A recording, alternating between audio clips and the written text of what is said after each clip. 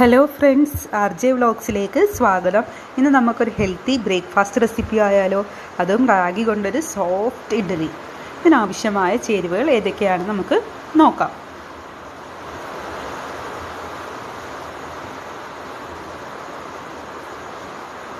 ഒരു കപ്പ് റാഗി, അര കപ്പ് പച്ചരി, അര കപ്പ് ഉഴുന്ന്,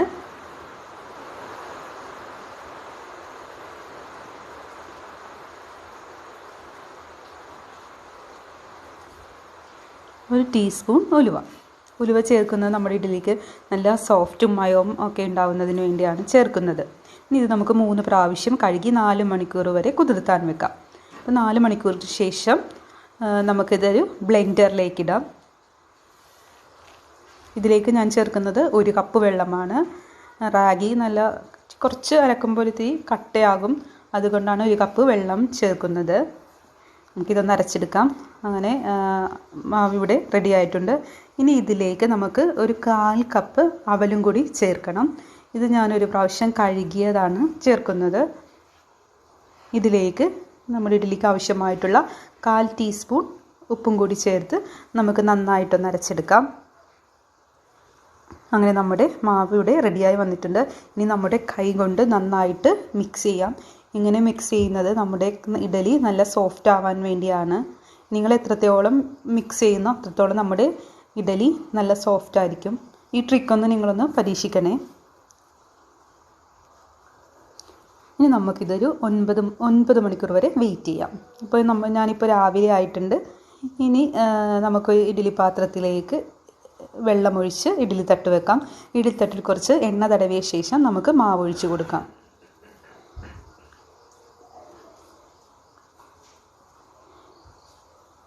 ഈ റാഗി ഇഡ്ഡലിക്ക് നിങ്ങളോർക്കൊരു ടേസ്റ്റ് ഉണ്ടാവില്ലെന്ന്, പക്ഷേ നല്ല ടേസ്റ്റാണ്. ഇഷ്ടപ്പെടാത്തവർ പോലും വീണ്ടും വീണ്ടും കഴിക്കാൻ തോന്നുന്ന ഒരു ഇഡ്ഡലിയാണ് റാഗി ഇഡ്ഡലി.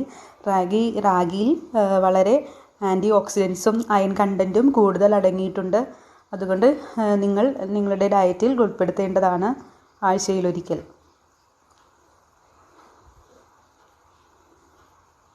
ഇനി നമുക്ക് അടുത്ത തട്ടും കൂടി വെച്ച് കൊടുക്കാം.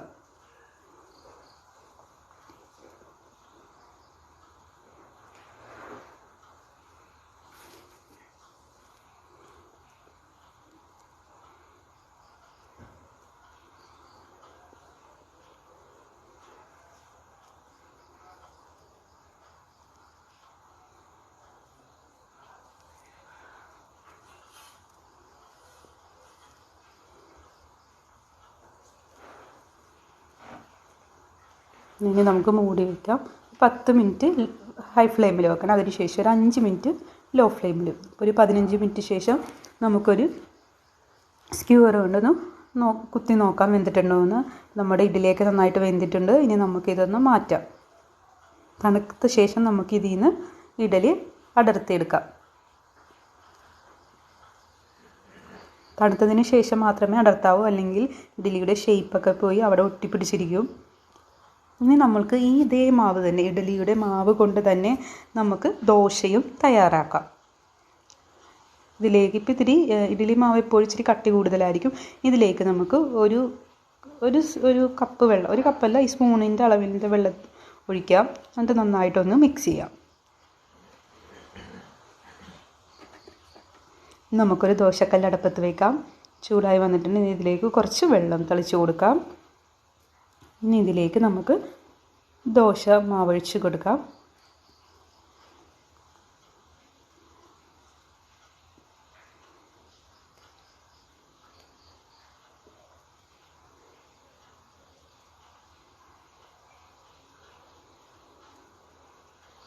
ഇനി നിങ്ങളുടെ ടേസ്റ്റിനനുസരിച്ച് ദോശ വേവണനുസരിച്ച് നിങ്ങൾക്ക് നെയ്യോ നല്ലെണ്ണയോ ചേർത്ത് കൊടുക്കാവുന്നതാണ്. ഞാനിപ്പോൾ ഇവിടെ ചേർത്ത് കൊടുക്കുന്നത് നല്ലെണ്ണയാണ്.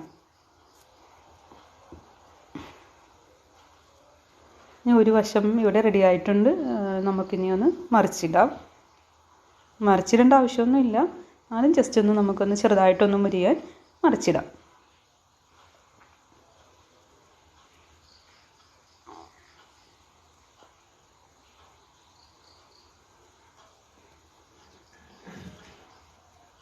ഇനി നമുക്ക് അടുത്തത് ഇഡ്ഡലിക്കും ദോശക്കും പറ്റുന്ന ഒരു ചമ്മന്തി തയ്യാറാക്കാം.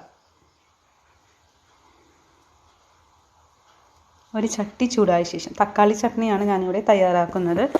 ഒരു പാൻ നമുക്ക് അടുപ്പത്ത് വെക്കാം. ചൂടായ ശേഷം 1 ടീസ്പൂൺ വെളിച്ചെണ്ണ ഒഴിക്കാം. ഇതിലേക്ക് 1/2 ടീസ്പൂൺ ഉഴുന്നുപരിപ്പ് ചേർക്കാം.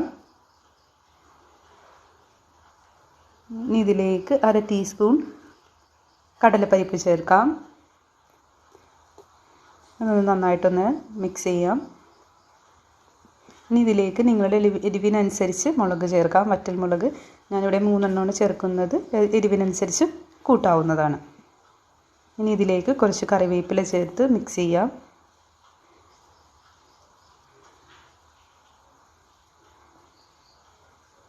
ഞാനിവിടെ എടുത്തിരിക്കുന്നത് ഒരു ഇടത്തരം സവാളയാണ്. സവാള ചെറുതായിട്ടോ വലുതായിട്ടോ നിങ്ങൾക്ക് അരിഞ്ഞ് ഇതിൽ ചേർക്കാവുന്നതാണ്. ഇനി ഇതിലേക്ക് ഇതിലാവശ്യമായിട്ടുള്ള കല്ലുപ്പ് ചേർക്കാം. 1/4 ടീസ്പൂൺ. നന്നായിട്ടൊന്ന് മിക്സ് ചെയ്യാം.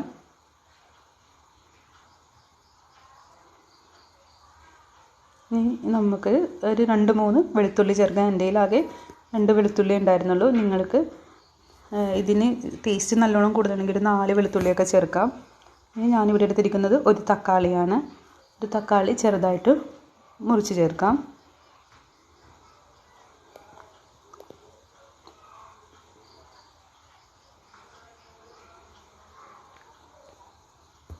നന്നായി മിക്സ് ചെയ്യാം. തക്കാളിയും സവാളയും നന്നായിട്ടൊന്ന് വേവണം. എന്നാലേ നമ്മുടെ ചമ്മന്തിക്ക് ഒരു നല്ല ടേസ്റ്റ് ഉണ്ടാവുള്ളൂ.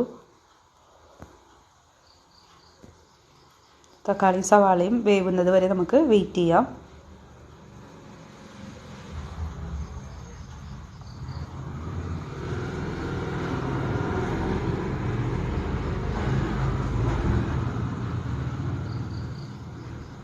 അങ്ങനെ സവാളയും തക്കാളിയും വെന്ത് വന്നിട്ടുണ്ട്. ഇനി ഇതിലേക്ക് നമുക്ക് ടേസ്റ്റ് ബാലൻസ് ആവുന്നതിന് വേണ്ടി ഒരു 1/4 ടീസ്പൂൺ പഞ്ചസാര ചേർത്തിളക്കാം. ഇനി നമുക്കിത് തണുത്തതിന് ശേഷം മിക്സിയുടെ ജാറിലേക്കിടാം.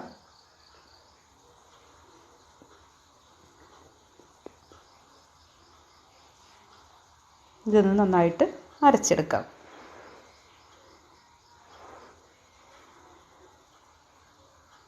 അങ്ങനെ നമ്മുടെ ചമ്മന്തി റെഡി ആയിട്ടുണ്ട്. ഇനി ഇതിലേക്ക് നമുക്ക് കാച്ചി ഒഴിക്കാം. ഞാൻ തക്കാളി വഴറ്റിയ അതേ ചട്ടി ഒന്ന് ജസ്റ്റ് ഒന്ന് കഴുകിയ ശേഷം അതാണ് അടുപ്പത്ത് വെച്ചിരിക്കുന്നത്. ചൂടായ ശേഷം നമുക്ക് വെളിച്ചെണ്ണ ഒഴിക്കാം. ഇനി ഇതിലേക്ക് 1 ടീസ്പൂൺ കടുക് ചേർക്കാം.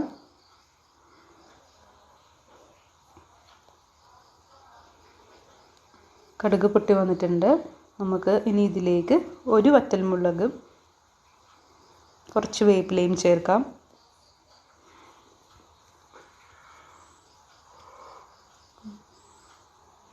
ഇനി നമുക്ക് ചെറുതായിട്ട് അരിഞ്ഞു വെച്ചിരിക്കുന്ന ചെറിയ ഉള്ളി ചേർക്കാം.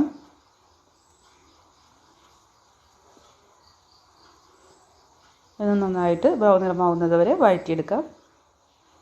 ഇനി ഈ കൂട്ട് നമ്മളെടുത്ത് വെച്ചിരിക്കുന്ന ചട്നിയിലേക്ക് ഒഴിക്കാം. അങ്ങനെ വളരെ സ്വാദിഷ്ടമായ നമ്മുടെ തക്കാളി ചമ്മന്തി ഇവിടെ റെഡി ആയിട്ടുണ്ട്. ഇതേപോലത്തെ ചെറിയ ചെറിയ റെസിപ്പിയുമായി ഞാൻ വരുന്നതാണ്. നിങ്ങൾ ഒരു പ്രാവശ്യമെങ്കിലും ഈ ഇഡ്ഡലി, ദോശ, തക്കാളി ചമ്മന്തി ഒന്ന് തയ്യാറാക്കി നോക്കണേ. അത്ര ടേസ്റ്റാണ് ഇതിന്. Thank you.